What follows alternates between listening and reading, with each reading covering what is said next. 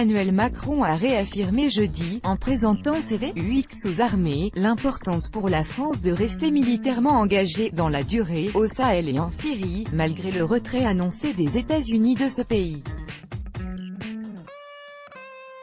Au Levant, le combat n'est pas terminé, a martelé le chef de l'État devant 1600 militaires et civils rassemblés sur la base de l'armée de terre de Toulouse-Francazal. Le retrait annoncé de Syrie de notre allié américain ne doit pas nous faire dévier de notre objectif stratégique, éradiquer Daesh.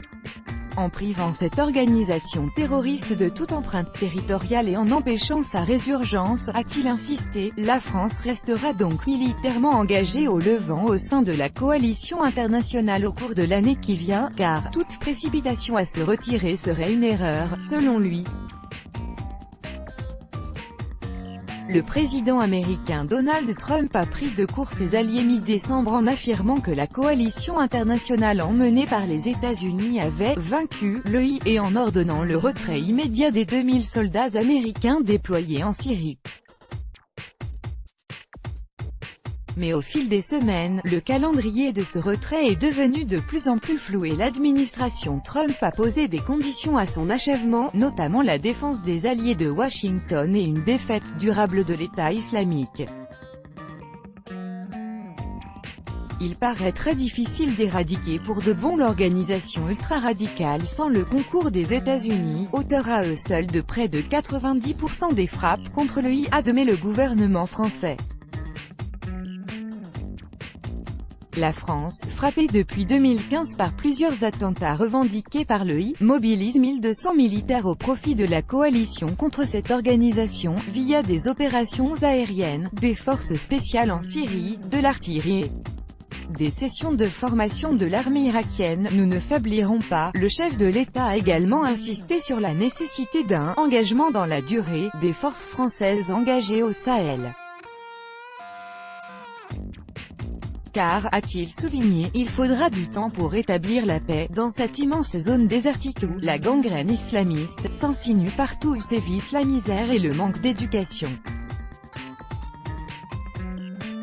Nous ne faiblirons pas car il s'agit de l'avenir de l'Afrique et donc de notre propre avenir, a-t-il dit. Les résultats sont là, de nombreux chefs et membres des différents groupes terroristes ont été mis hors de combat, leurs approvisionnements et flux logistiques ont été rompus, nous les avons bousculés dans les zones où ils se croyaient libres d'aller comme ils voulaient, a estimé le président.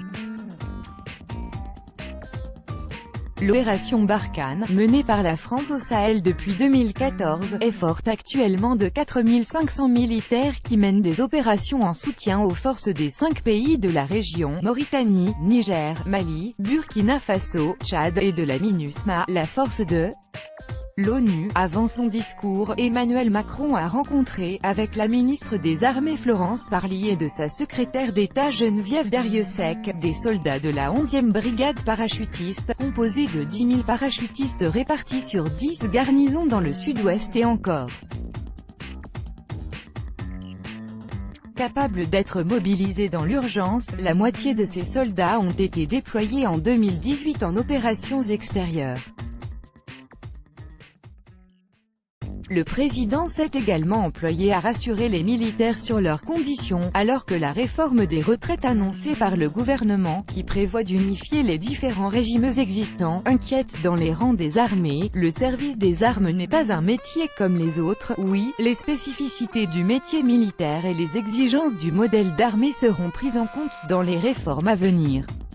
J'en prends l'engagement, a-t-il déclaré. Autre promesse faite aux armées, la trajectoire de la loi de programmation militaire 2019 à 2025 sera respectée, a affirmé le président, alors que certains parlementaires et hauts gradés craignent des coups de rabot dans l'enveloppe budgétaire en étau qui leur était promise ces prochaines années.